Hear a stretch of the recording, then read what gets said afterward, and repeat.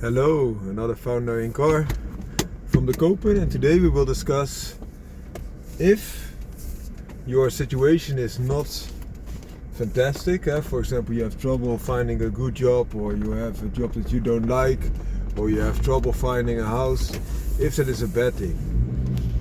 And to summarize it very shortly, in my vision it's not a bad thing.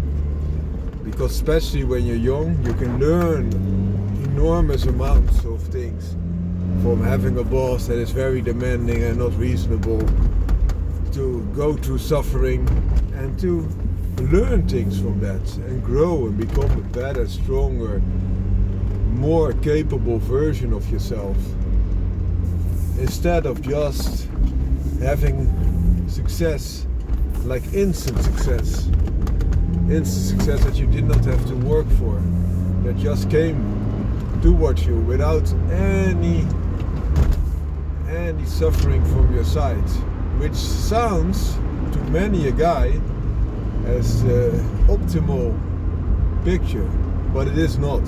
It really is not. It is important for us to have a degree of suffering. I think life is suffering.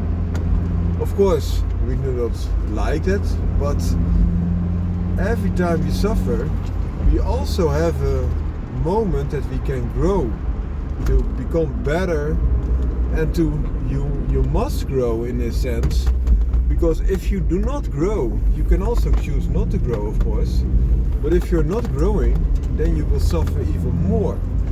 So to get out of this suffering and to learn things to cope with that makes you more capable, a better person, and that will also radiate around you.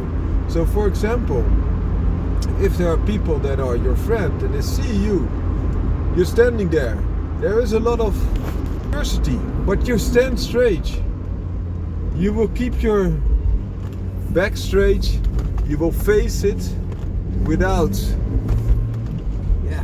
just cowering away, because you say, I cannot take it anymore. And of course it can be very rough. It really can be very rough. A person that will stand there regardless of the hard times, regardless of the adversaries or the pressure that is put upon you in a not reasonable manner, but you are able to withstand that shows character. That is inspiring.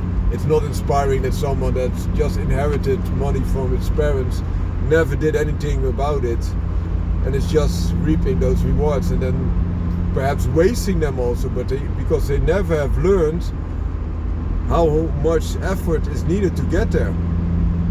Please take that into consideration. I'm also a dog person. If you look at dog breeds that are really capable, still to this day and age, a lot of dogs are just laying there on their couch and are very lazy and they're not capable at all. But for example, if you look at working breeds, still working breeds, like a border collie that has to run upon those hills all the time and manage the sheep, those have a very good heart, but they are selected very hard. Do you think a farmer would really keep a weak border collie instead of a strong one? No, he will not breed that. Perhaps they will even be dealt with in a way that they will be removed from the farm in any way, shape or form, sold as a pet for example, or gifted to someone, because it just doesn't make the grade of that border collie. The same you see with the selection of Malinois, the Belgian Shepherd, or the Dutch nephew, the Dutch Shepherd. They are still being used as working breeds, for example, for military and police departments. Very athletic and can mitigate walls that are extremely high, climb trees, can do almost anything. Very strong, capable dogs, but they are selected so hard over and over and over again. It's the Dutch program for those working shepherd is the best in the world. It has been for years. So people come here to select them. But in the past, they came to England. So England produced the original Bulldog, the original Bull and Terrier, and a lot of other terriers. It is even to that degree that all the terriers, almost all, there are some Czech named terrier or Brazilian named terriers, but oftentimes they still carry a lot of British blood. And what they did is that those conditions are very rough. A bulldog needed to handle a bull. That's the name. So such a small dog needed to be able to handle such a big, strong, as an ox type of animal and deal with it. And it did very effectively. But that made that breed so strong and special. And the same you see also in, for example, the Bull and Terrier, which was originated as a dog for fighting other animals, for example bears, bulls, but also each other. You can imagine that not all dogs were able to take that, so there was a selection. Only the strongest, the most capable survived, and that's you also see in this day and age. If it becomes harder and you're still capable to do it, then you level up, so to say, in a modern language. So if you play a game, you level up, you become stronger, so you can withstand the pressure better the pressure of that next level that's put up in front of you. And that's the same. And the same with those terrier breeds. That terrier has the name Terra in it. Terra means earth, so small dogs that were capable to work in those narrow spaces and to face off, especially with fox and badger. And badgers, I must say something to you. Badger is part of the marten family, and martens are mammals that are the strongest pound for pound of them all. So a pound of badger is normally stronger than a pound of dog or whatever. So if you're capable to face those adversaries, you will become an extremely strong dog. And foxes, many a dog cannot face off with a fox the same weight, but terriers do. And they also fought enormously big rats like nutria, or even some terriers are used on hogs, and like the Bull and Terrier and the Bulldog were used on bulls. These are also used on hogs, swine, so to say. Wild piglets, and that's not a joke, of course, because they can weigh you up over 100 kilograms, whereas a terrier is maybe 8 kilograms or 12 kilograms or whatever. But some are also 200 or 300 kilograms, some of those hogs. So you can imagine the strength, power and prowess and special attributes that the terriers must have to compete. And that's also for you an important thing to consider. Of course, no one really wants hard times, but harder times and tougher experiences make you grow into a stronger person or burst. So you can either bend, adapt, or burst, or you can straighten yourself and let the conditions burst upon you if you're very strong to begin with. But that gives you then opportunities to exceed the powers that you already have, to become that better version and to withstand the pressure. It's like pearls. How do pearls become pearls? They start as sand, say a piece of sand. Okay. And then they, under constant irritation in the oyster, they develop themselves to pearls. What happens to diamonds? Are pieces of carbon, like a little bit of coal, that are compressed and compressed and compressed so much that they are so rigidly compressed into that small shape, a little bit like a terrier, that they are extremely strong because they're under all this pressure. There came an opportunity, or the only opportunity to withstand that is to become even harder than that. And that makes one of the hardest materials we know, known to man. That's the diamond. And also a very nice material once work through it, that you place facets on the diamond, and you have a very shiny stone that is so valuable, so hard to get and hard to attain there, because it takes a lot of value in that material, but even more that you make that material shine, that you make that faceted, that all those light reflections were possible. And it's the same what you can do with you. Even if you're become such a good person, which is the most important thing, the diamond in the rough, so to say. It's also a way of living that you say, okay, I try to change this and that, so that I also am able to reflect the light that I have to my environment. For example, your friends, your family,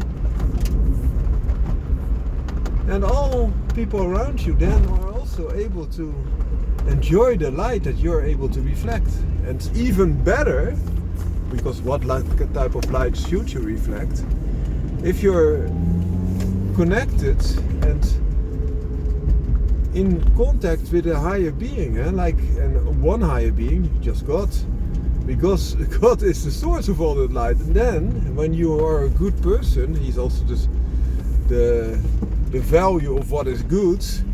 You can reflect a little bit of Him, and if you work on yourself and become better and better and better, you can reflect more and more of Him, because you have more reflection areas that really work out for you. And not only for you, because of course it's good for you that you are going with those higher standards, of course, but it doesn't end there. It's also an enormous benefit for your environment, because they also see the values that you reflect, and also get to know the source of that values, namely God. So there's so much. I just cleaned my windows a little bit from all the debris. So much benefit to be gained by not yielding to pressure, but improving yourself. Let's see if he's going to. He's going to stop there. Or not. What's he doing? Okay, he's stopping now. He can pass. I don't want him to turn into the normal driving lane and crush my Copen with his pickup service.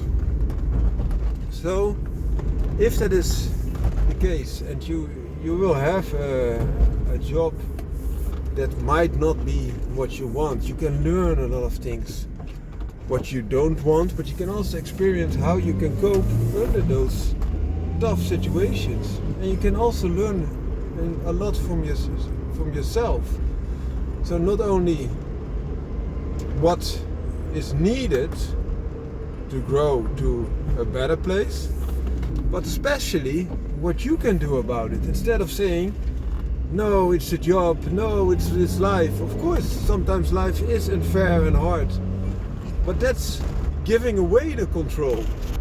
If you think, no, it's me, I should look to manage things that I can change to improve upon, and then once I have improved, I might be able to mitigate these problems a little bit better. That's what you should do, because that's from a source of power. It's not the victimhood that you embrace. You might be the victim, but you're not embracing it. You're looking for opportunities to become better, stronger, faster. You know that song, right? But all jokes aside, that's what helps you. If you're that running dog and you have to chase bunnies or even hares, it does not work. You say, no, the terrain is too tough, no, that hare is too fast. No, you have to become faster and faster. And if there are people that are selecting the best of the best, they of course will not select a mediocre speed animal to be bred. And that's the same with you in life. For example, if you're seeking a life partner, for example, and then you think, no, the life partner she is not selecting me, she's holding me to idiotic standards. Might be true, but that's from a source of victimhood. And instead you can think, what can I do to become better? Or if I'm becoming better, I can also choose from a plethora of other women, and that might be even a lot better than the one that you thought that is so special for you. And once you find a quality woman, you will also know that it is not something that should be just collected and then thrown away easy. No, you really cherish that, and also the quality woman will cherish you. And that's something I really wish for all of you, that you find someone that is looking for excellence, and the excellence you are bringing then is then seen and admired. And also then you will find joy within, because together you can build on something. That's all. Founder and Car out.